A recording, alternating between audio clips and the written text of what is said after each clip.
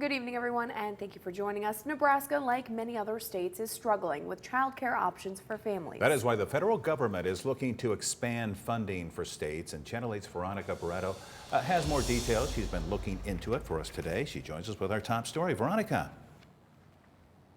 Yes, the White House is requesting an additional $16 billion for child care stabilization grants, and that includes millions for Nebraska providers.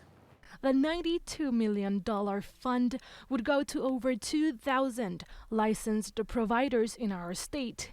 If approved, the money could be used for wages, employee benefits, rent, and utilities.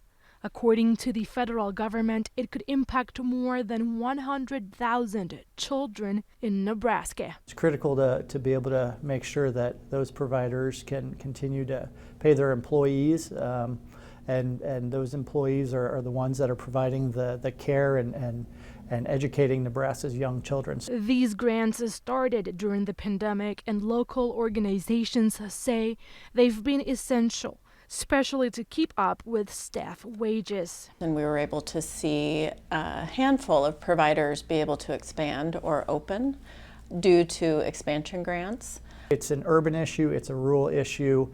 These stabilization grants are really helping those providers keep their doors open. Lincoln Littles says there is more that needs to be done, like a permanent investment. We really need to recognize childcare as a public good, just as we recognize our K-12 schools as a public good. The request for the funds is in its initial stages. It will have to go through Congress before it's approved.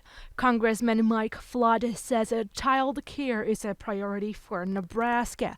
However, he is not specifying if he will be supporting the proposal. He said, quote, "This approach, however, needs to be studied deeply before the federal government would write a check for billions of dollars to ensure any federal action actually works and doesn't make Biden's inflation problem worse." Again, the funds request was made by the federal government and needs to go to Congress before it's approved. We will keep you updated with the latest. All right, Veronica, with our top story.